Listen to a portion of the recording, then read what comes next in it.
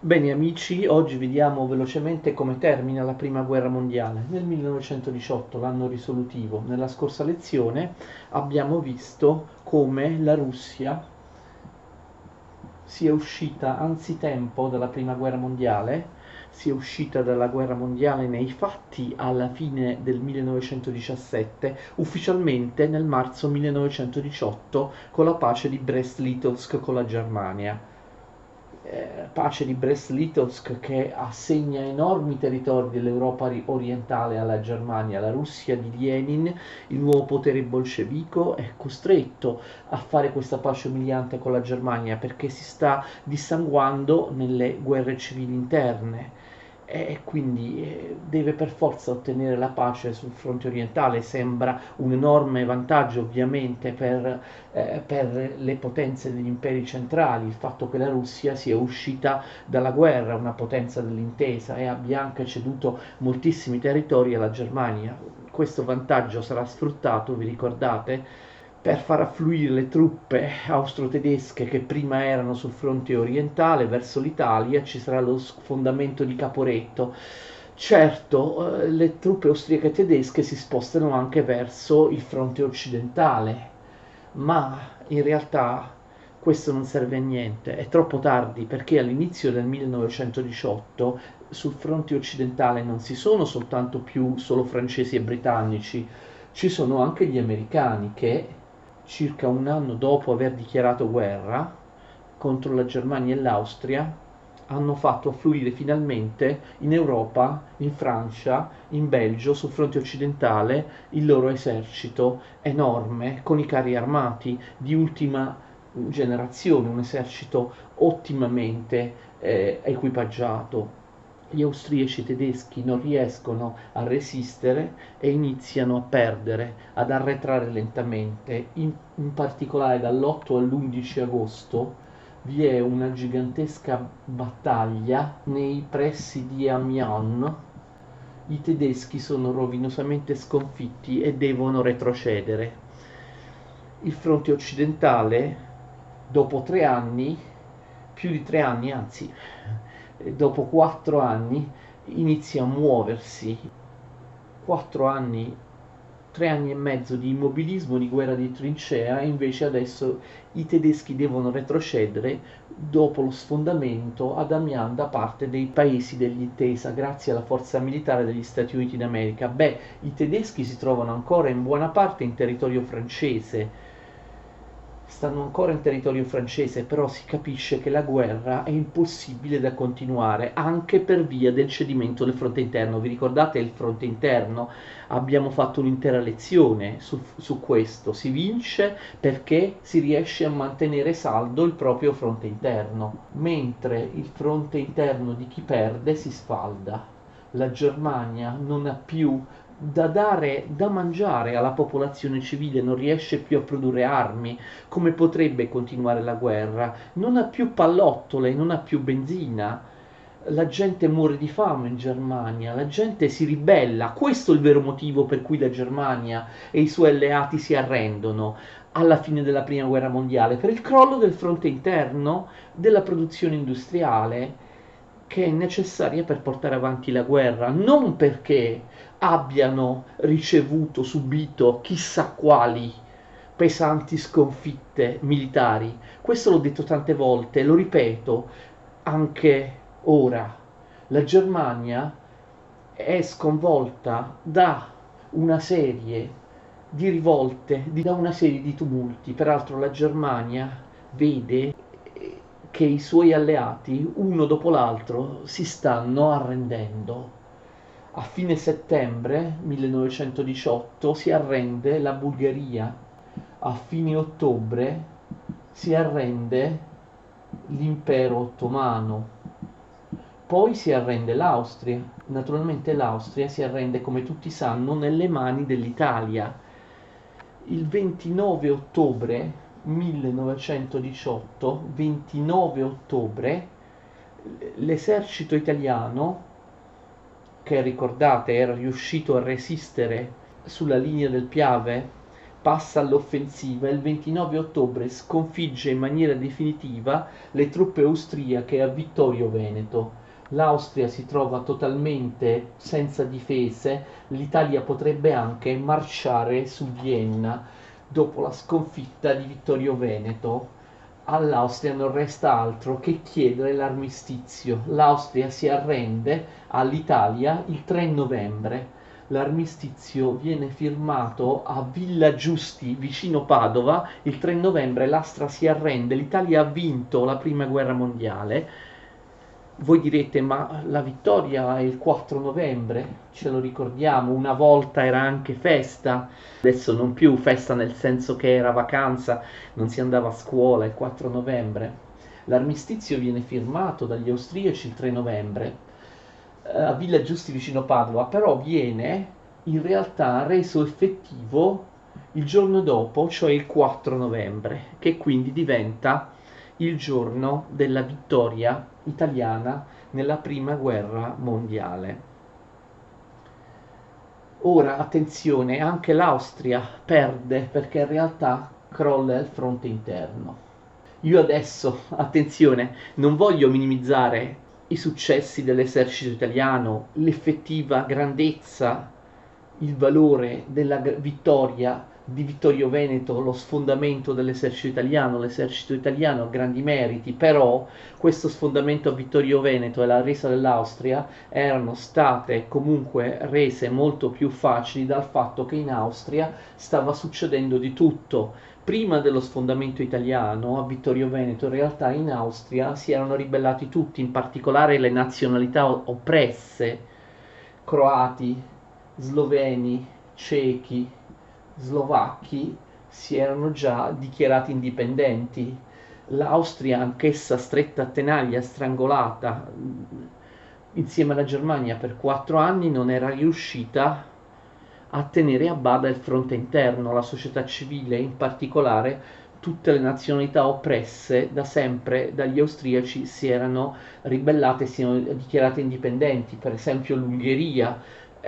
L'Austria che firma l'armistizio il 3 novembre con l'Italia non è più l'impero austro-ungarico con cui l'Italia ha iniziato la guerra, l'impero austro-ungarico non esiste già più nei fatti.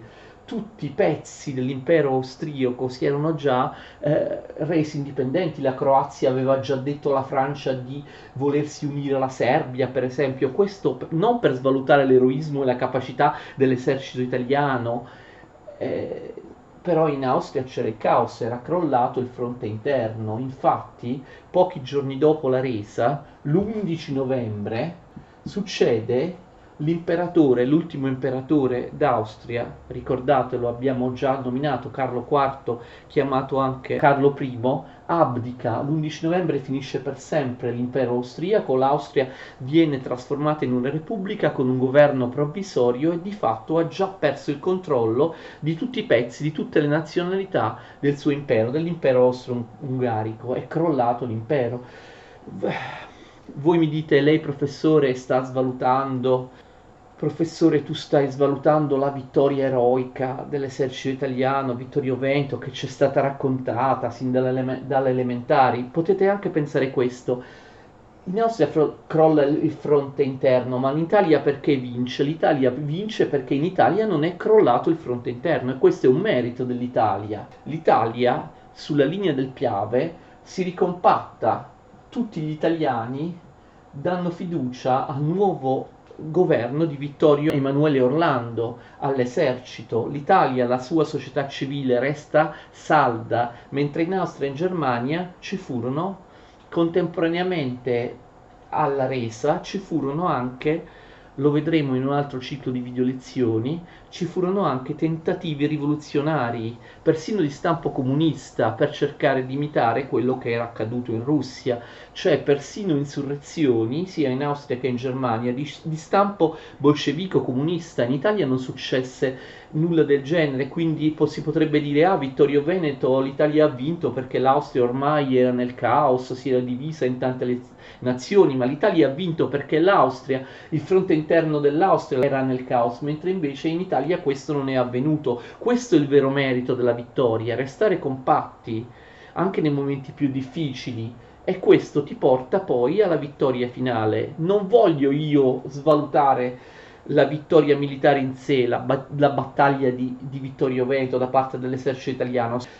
Sto dicendo che la vittoria militare è una conseguenza del fatto di aver retto nel fronte interno nella società civile, mentre in Austria il fronte interno è crollato. La prima guerra mondiale non si vince con le battaglie, come abbiamo detto tante volte, si vince perché chi vince ha retto all'interno nella società civile, nell'economia. Chi ha perso nella disgregazione, nella rivolta della propria società civile. E così le vittorie militari sono successive a questo fenomeno di cui vi ho parlato. Quindi voglio essere anch'io patriottico, grande rispetto per la vittoria militare italiana, della battaglia di Vittorio Veneto, ma in realtà la stessa cosa avviene in Germania.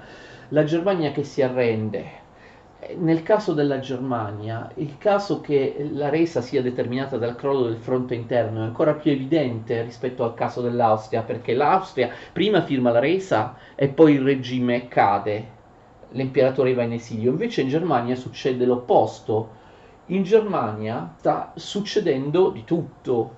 Ci sono rivolte operaie, manifestazioni, scioperi, rivolte sociali, le industrie vengono completamente bloccate. Il 3 novembre 1918 si ribella la base navale di Kiel, la più importante base navale tedesca. Si tratta di un paese completamente nel caos. C'è una vera e propria rivoluzione che in Germania porta il Kaiser e il secondo impero ad essere rovesciato. Vanno al potere rivoluzionari che proclamano la Repubblica, quella che ovviamente sarà chiamata la Repubblica di Weimar, è ancora una repubblica provvisoria. Quindi chi firma la pace, chi firma la resa da parte della Germania, l'11 novembre, così finisce la prima guerra mondiale l'11 novembre, chi firma la resa, la Germania è l'ultimo paese ad arrendersi, finisce così l'11 novembre la guerra, mentre i paesi, gli alleati degli imperi centrali si erano già arresi, vincono quindi i paesi dell'intesa, Francia, Gran Bretagna, Stati Uniti, Italia, i loro alleati, Grecia, Romania, Serbia, Portogallo e così via. Il regime che firma la resa da parte della Germania l'11 novembre non è lo stesso regime che ha iniziato la guerra. Il Kaiser Guglielmo II del Secondo Impero è stato eliminato da una rivoluzione, viene formata la Repubblica di Weimar, Repubblica provvisoria, guidata, attenzione, soprattutto dai socialdemocratici, ricordate la SPD, e sono i rappresentanti della Repubblica di Weimar, non il Kaiser Guglielmo II ad arrendersi, a firmare l'armistizio l'11 novembre. Il Kaiser e il governo del regime precedente erano già caduti il 3 novembre. I francesi costringono i tedeschi a firmare l'armistizio all'interno di un vagone ferroviario per umiliarli, quindi la prima guerra mondiale è finita.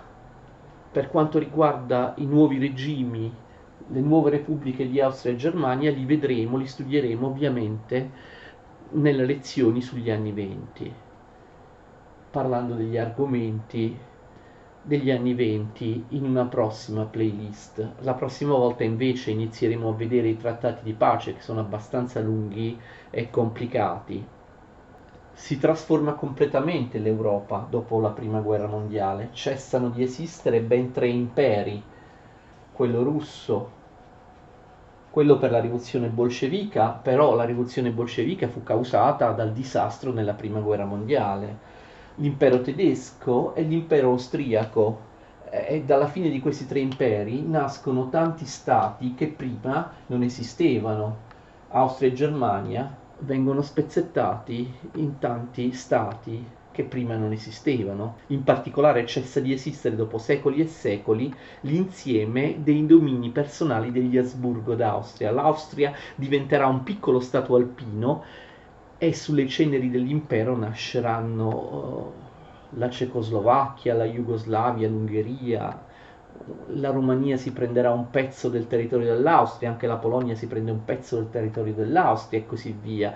Cambia completamente la carta geografica dell'Europa, i confini cambiano totalmente, in alcuni casi, soprattutto in Europa orientale, ma non solo.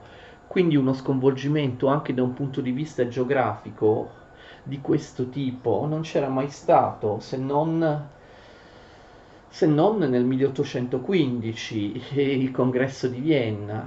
Quindi possiamo dire che la prima guerra mondiale chiude davvero l'Ottocento. L'Ottocento non è finito nell'anno 1900, l'Ottocento, il XIX secolo finisce nel 1915 o nel 1918. Se ci pensate, la prima guerra mondiale era una tipica guerra ottocentesca.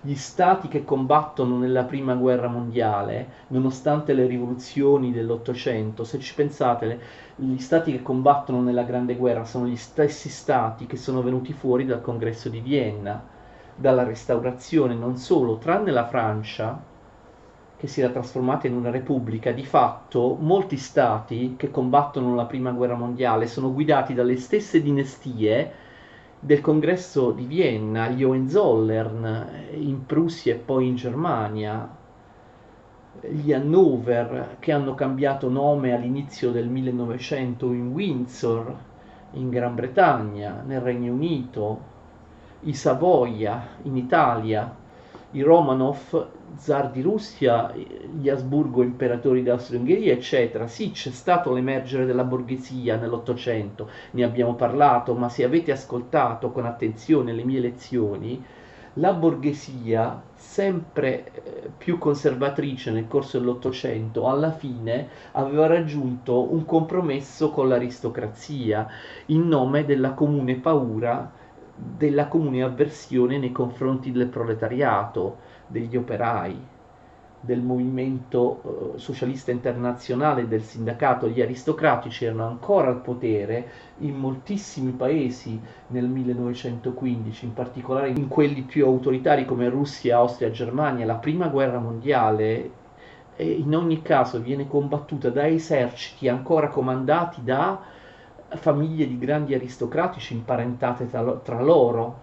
Lo scoppio della prima guerra mondiale conclude l'Ottocento, ma all'inizio della guerra mondiale, della prima guerra mondiale, l'Ottocento è ancora presente. Dopo la fine della prima guerra mondiale invece ci sarà uno sconvolgimento totale della società e della politica in Europa e anche delle idee. Quindi la prima guerra mondiale, uno spartiacque, la vera fine dell'Ottocento si ha nel 1918, alla fine della prima guerra mondiale. Resta un po' di tempo e c'è un argomento che affrontiamo per ultimo.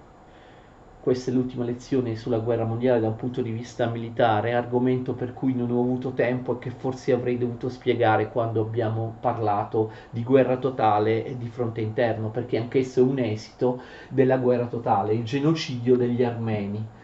Mi fa piacere parlarne proprio in coda, diciamo mettere in evidenza questo fatto che è avvenuto il genocidio degli armeni da parte dei turchi, da parte dell'impero ottomano, avviene durante la prima guerra mondiale, il primo grande genocidio del Novecento, del XX secolo, e per molto tempo sarà un genocidio dimenticato. Se ne è iniziato a parlare soltanto da pochi decenni, prima non interessava a nessuno, era relegata sullo sfondo della storia, così come altri genocidi di cui si inizia a parlare solo adesso. Vi ricordate? Abbiamo visto il genocidio di una delle etnie della Namibia nell'Africa sud-occidentale da parte dei tedeschi. La Namibia era una colonia tedesca. Il genocidio degli armeni fu assolutamente dimenticato. Pensate che Hitler fece la battuta: chi si ricorda il genocidio degli armeni?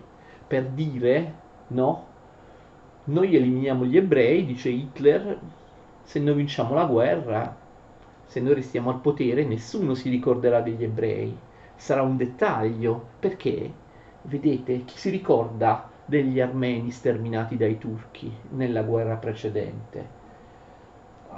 pur avendo l'impero ottomano perso la guerra. Gli armeni sono una vera e propria nazione, nel senso che hanno una religione, hanno delle tradizioni differenti rispetto ai turchi. Sottomessi all'impero ottomano si erano sempre ribellati più volte al potere ottomano.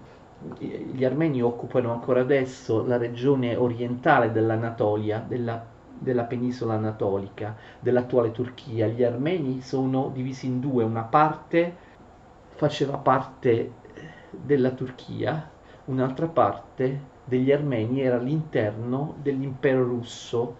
Voi sapete che adesso esiste uno stato indipendente dell'Armenia e deriva dalla divisione della Russia, anzi scusate, dell'Unione Sovietica. Alla fine del secolo scorso invece gli armeni purtroppo che si trovano in Turchia, che fanno parte della Turchia, vengono ancora non riconosciuti e repressi dallo Stato turco. Parleremo anche degli armeni durante i trattati di pace, perché i trattati di pace di Parigi daranno l'indipendenza agli armeni turchi, però dopo qualche anno la Turchia violerà il trattato e sottometterà nuovamente gli armeni, lo vedremo. Indipendenza degli armeni, che purtroppo quindi dura pochi anni, viene concessa agli armeni nel 1919, anzi nel 1920, nel trattato di pace di Sèvres, il trattato di pace con la Turchia, anche per risarcire quello che era successo appunto durante la prima guerra mondiale, il genocidio. Voi forse sapete che ci sono stati anche film sul genocidio degli armeni, ci sono gruppi rock come quello degli americani System of a Down, costituito da armeni, da musicisti di origine armena che hanno scritto canzoni di successo che ricordano il genocidio armeno. Ora se ne parla all'estremità orientale della Turchia, dell'attuale Turchia, della penisola anatolica. Durante la prima guerra mondiale gli armeni furono accusati di parteggiare per la Russia, perché ovviamente gli armeni sono cristiani, non sono musulmani, sono cristiani ma non cattolici, si separarono dalla Chiesa cattolica nel V secolo d.C., sono una delle tante chiese orientali cristiane che però molto presto si svincolarono dal Papa, si separarono dalla Chiesa di Roma. Cosa succede? In realtà, prima della prima guerra mondiale, abbiamo detto, gli armeni che erano sottomessi all'impero russo erano trattati molto meglio rispetto agli armeni che si trovavano in territorio turco ottomano. Perché? Perché gli armeni erano cristiani e quindi comunque erano accettati dai russi ortodossi. Invece gli armeni che si trovavano sotto l'impero ottomano al confine con la Russia erano trattati molto peggio, spesso si erano ribellati ed erano stati repressi in maniera sanguinosa. Durante la prima guerra mondiale le operazioni sul fronte russo-turco, lì proprio dove stanno gli armeni, vanno male per la Turchia, per l'impero ottomano. I russi riescono a invadere parte dell'impero ottomano proprio lì dove sono stanziati gli armeni. Forse avete capito, gli armeni vengono accusati dai turchi, dall'impero ottomano, di parteggiare per i russi, di aiutare il nemico. I villaggi armeni si ribellano per l'ennesima volta. Inizialmente l'impero ottomano reprime queste ribellioni, poi decide di eliminare il problema alla radice, cioè di sterminare non proprio tutto il popolo armeno, perché alcuni storici sostengono che non si sia trattato propriamente di genocidio, perché per esempio gli armeni che vivevano a Istanbul o in altri posti non furono toccati. Agli ottomani interessavano gli armeni che vivevano nella zona delle operazioni militari con la Russia, nella zona del fronte. Questi favorivano la Russia e allora dovevano essere eliminati.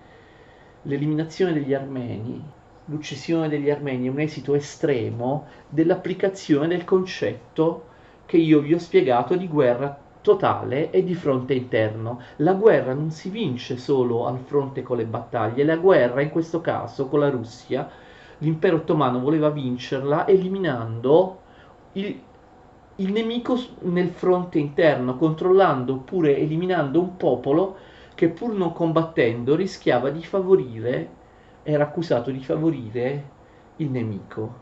Quindi fronte interno, guerra totale, bisogna controllare totalmente anche la società civile e in questo caso eliminare un pezzo di società civile che può essere d'impaccio perché favorisce forse le armate russe.